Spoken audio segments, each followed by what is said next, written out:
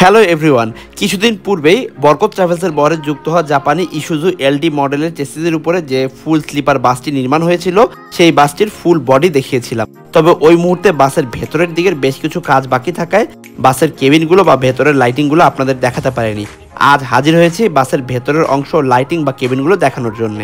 ইতিমধ্যে এই বাসটি যাত্রী সেবা দেওয়া শুরু করেছে ঢাকা থেকে রংপুর, লালমনিরহাট, বুড়িমারি, চ্যাংরাবান্ধা বর্ডার পর্যন্ত। তবে চলুন আর দেরি না করে বাসের ভেতরের দিকটাতে যাওয়া যাক। এই হলো বাসের ভেতরের দিকের কেবিনগুলো। উপরের দিকে আর্টিফিশিয়াল বোর্ডের বেশ কিছু কারুকাজ রয়েছে এবং উপরের দিকে যে লাইটিংগুলো ইউজ করা হয়েছে সেগুলো অনেকটাই গর্জিয়াস এবং সুন্দর করে লাগানো হয়েছে এবং নিচের দিকে এলইডি চেইন লাইট ইউজ করা হয়েছে। তবে উপরের দিকে যে লাইটগুলো অ্যাপ্লাই করা হয়েছে এই লাইটগুলো প্রতি সেকেন্ডেই পরিবর্তন হয়, যার কারণে বাসের ভেতরের পরিবেশটা অনেকটাই সুন্দর হয়ে ওঠে। এছাড়াও কেবিনগুলোতে প্রবেশের পূর্বে কেবিনে যে দরজাগুলো রয়েছে সেই জায়গাতে কারুকাজের পাশাপাশি বেশ কিছু সুন্দর লাইটের ব্যবস্থা রাখা হয়েছে। এই বাসের কেবিনগুলোতে ফুল ফ্ল্যাট বেড অ্যাপ্লাই করা হয়েছে, যেহেতু ঢাকা থেকে বুড়িমারি অনেক লম্বা রুট, যেন যাত্রীরা খুব আরামের সাথে ঘুমিয়ে ভ্রমণ করতে পারে, এই জন্য এই বাসগুলোতে ফুল ফ্ল্যাট বেড অ্যাপ্লাই করা হয়েছে।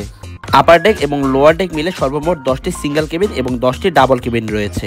যারা আপার ডেকের কেবিনগুলোর টিকিট কাটবেন তারা আপার ডেকে প্রবেশের জন্য এক্সট্রা ফোল্ডিং এর ব্যবস্থার পাশাপাশি প্রত্যেকটি কেবিনের কেবিন সিকিউরিটির জন্য হাই গ্লাস ইউজ করা হয়েছে। এবার চলুন এই বাসের কেবিনগুলো একটু ঘুরে দেখে আসা যাক। এই পাশে রয়েছে বাসের ডাবল কেবিন আর ঠিক অপোজিটে রয়েছে বাসের সিঙ্গেল কেবিনগুলো। তবে প্রত্যেকটি কেবিনে রয়েছে বালিশের ব্যবস্থা। তবে সিঙ্গেল কেবিনগুলোতে কোনো কোল বালিশ না থাকলেও ডাবল কেবিনগুলোতে কোল বালিশের ব্যবস্থা রাখা হয়েছে। এছাড়া প্রত্যেকটি কেবিনে ব্ল্যাঙ্কেটের ব্যবস্থা তো রয়েছেই।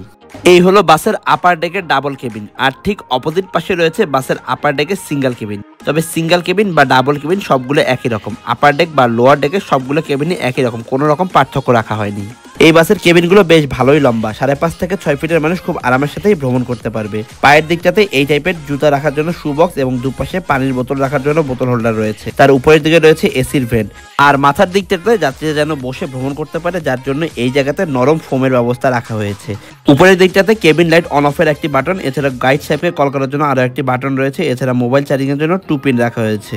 নরম ফাইবারের বালিশ ব্যবহার করা হয়েছে। এছাড়া যে কোল বালিশটি সেটিও নরম ফাইবারের।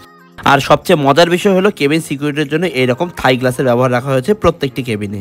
একে তো জাপানি স্লিপার, তার উপরে ভেতরের দিকে এত সুন্দর কারুকাজের সাথে লাইটিং এর যে ব্যবস্থা এবং কেবিনগুলোতে এক্সট্রা সিকিউরিটির ফ্যাসিলিটি, সব মিলিয়ে আশা করা যাচ্ছে বুড়িমারি রুটের যাত্রীরা খুব ভালো মানের একটি যাত্রী সেবা পাবে এই বাসের থেকে। আদার কথা বাড়াতে যাচ্ছি না, আজ এখানে শেষ করছি। বাস এবং ভ্রমণ রিলেটেড যে কোনো ইনফরমেশনের জন্য আমার এই চ্যানেলটিকে সাবস্ক্রাইব করে বেল বাটনে প্রেস করে রাখার অনুরোধ রইল। আবারও দেখা হচ্ছে নতুন কোনো ভিডিও নিয়ে, ততক্ষণ পর্যন্ত সবাই ভালো থাকবেন, সুস্থ থাকবেন, শুভ বিদায়।